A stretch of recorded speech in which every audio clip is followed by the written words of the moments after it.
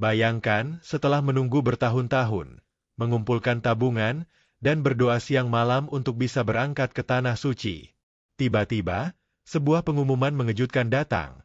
Kuota haji Indonesia dipotong hingga 50%. Apa yang terjadi? Mengapa Arab Saudi seolah menutup pintu bagi ratusan ribu jemaah Indonesia? Negara dengan jumlah muslim terbesar di dunia, kini justru dianggap bermasalah dalam pelaksanaan ibadah haji? Apakah ini sekadar alasan teknis, atau ada masalah besar yang selama ini kita abaikan? Kita akan bongkar fakta demi fakta. Dan jawabannya, tidak sesederhana yang kamu kira. Sebelum lanjut ke pembahasan utama, pastikan kamu subscribe ke channel ini, aktifkan lonceng notifikasi, dan jangan lupa tinggalkan komentar di bawah. Channel ini akan terus mengupas berbagai isu penting seputar haji dan perjalanan spiritual umat Islam dari sudut pandang fakta dan data, bukan sekadar asumsi. Wacana pemangkasan kuota mencuat. Dalam beberapa pekan terakhir, santer terdengar kabar bahwa Arab Saudi berencana mengurangi kuota haji Indonesia hingga 50% pada musim haji 2026. Dari semula sekitar 241.000 jemaah, hanya sekitar 120 ribuan saja yang akan diberangkatkan jika rencana ini benar-benar direalisasikan. Menteri Agama dan Komisi 8 DPR mengakui bahwa evaluasi dari otoritas Saudi terhadap pelaksanaan haji 2025 cukup tajam. Bahkan, mereka menggunakan istilah mengecewakan untuk menggambarkan kondisi di lapangan. Pertanyaannya, apa yang membuat Saudi begitu kecewa terhadap Indonesia? Haji tahun 2025 memang menjadi salah satu yang paling kacau dalam sejarah penyelenggaraan haji Indonesia modern. Bukan hanya masalah teknis, tetapi juga pelanggaran serius terhadap ketentuan Saudi. Beberapa persoalan utama yang menjadi sorotan. Terlambatnya penjemputan jemaah di Musdalifah menyebabkan ribuan jemaah kepanasan dan kelelahan. Tenda-tenda yang tidak memadai di Arafah dan Mina. Banyak jemaah harus tidur di tanah berdebu atau di luar tenda karena tidak kebagian ruang. Keterlambatan transportasi dan kelalaian pengelolaan pergerakan jemaah. Ratusan bahkan ribuan jemaah haji ilegal yang masuk ke Arafah dan Mina secara diam-diam. Kondisi ini membuat Saudi kewalahan, karena jemaah yang datang tidak hanya dari jalur resmi, tapi juga dari jalur ilegal yang tak terkendali. Ledakan jemaah ilegal asal Indonesia. Ini yang paling mengejutkan. Data dari otoritas Saudi menyebutkan bahwa jemaah haji ilegal asal Indonesia tahun ini mencapai lebih dari 60.000 orang. Ya, 60.000 lebih. Mereka masuk dengan visa non-haji, seperti visa ziarah, visa umrah, bahkan visa bisnis, dan menyusup ke lokasi haji lewat berbagai jalur. Beberapa bahkan masuk secara ilegal dari Jeddah melalui perjalanan darat yang sangat berbahaya. Apa akibatnya? Terjadi kepadatan ekstrim di Arafah, Mina, dan Musdalifah. Layanan logistik tidak bisa dikontrol. Jemaah resmi terganggu kenyamanannya. Otoritas Saudi harus mengerahkan pasukan tambahan untuk melakukan razia besar-besaran. Lebih parah lagi, banyak jemaah ilegal yang akhirnya terlantar, bahkan meninggal karena tidak punya akses ke layanan resmi. Dalam laporan resmi evaluasi haji yang dikirim ke negara-negara pengirim jemaah, Saudi menempatkan Indonesia dalam kategori tingkat pelanggaran tinggi. Beberapa poin yang disebutkan. Kelemahan manajemen tenda dan layanan logistik.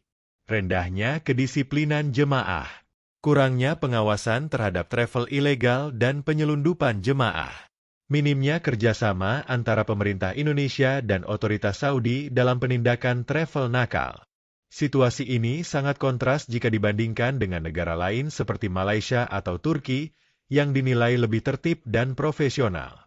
Di bawah visi 2030, Arab Saudi sedang membangun sistem haji yang lebih modern dan terkendali.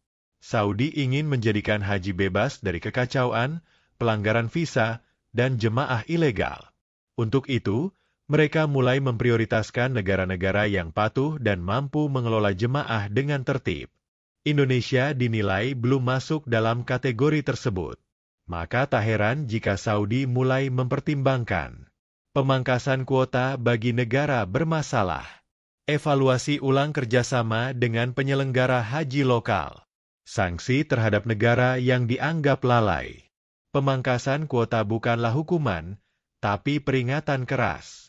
Jika Indonesia tidak segera memberantas travel nakal, menertibkan sistem visa dan keberangkatan, memastikan jemaah ilegal tidak bisa menyusup, meningkatkan disiplin dan edukasi jemaah, maka bukan hanya 50% kuota yang akan hilang, tetapi nama baik Indonesia sebagai negara Muslim terbesar juga akan tercoreng. Untuk mencegah pemangkasan kuota ini benar-benar terjadi, Indonesia harus bergerak cepat.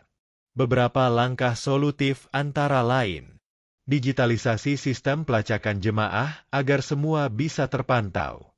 Kerjasama lebih erat dengan imigrasi Saudi untuk blokir visa non-haji selama musim haji. Peningkatan edukasi jemaah sebelum keberangkatan. Penegakan hukum yang nyata terhadap travel ilegal, bukan hanya peringatan. Jika langkah-langkah ini tidak segera dilakukan, maka konsekuensinya akan dirasakan oleh jutaan calon jemaah yang sudah menunggu bertahun-tahun untuk berhaji. Wacana pemangkasan kuota haji Indonesia hingga 50% bukan isapan jempol. Ini adalah sinyal kuat dari Arab Saudi bahwa mereka tidak main-main dalam membangun sistem haji yang lebih profesional, tertib, dan aman. Sayangnya, Indonesia tahun ini justru mencetak rekor. Jumlah jemaah ilegal tertinggi. Manajemen layanan haji terburuk dalam 10 tahun terakhir. Tingkat pelanggaran dan keluhan jemaah yang melonjak. Arab Saudi butuh mitra yang bisa diandalkan. Dan jika Indonesia tidak bisa membuktikan diri sebagai negara pengelola haji yang tertib dan disiplin, maka pengurangan kuota hanyalah permulaan dari masalah yang lebih besar. Bagaimana pendapatmu? Apakah pemangkasan kuota ini adil atau terlalu keras? Apakah pemerintah sudah cukup serius mengatasi travel nakal dan jemaah ilegal? Tulis pendapatmu di kolom komentar. Dan jangan lupa klik subscribe untuk terus mendapatkan info valid, terkini, dan analisis mendalam tentang haji dan isu umat Islam lainnya. Terima kasih sudah menonton hingga akhir. Semoga video ini bisa membuka mata kita bersama. Karena haji bukan hanya soal kuota dan antrian, tapi tentang tanggung jawab, ketaatan, dan kehormatan sebagai bangsa Muslim terbesar di dunia. Wassalamualaikum warahmatullahi wabarakatuh.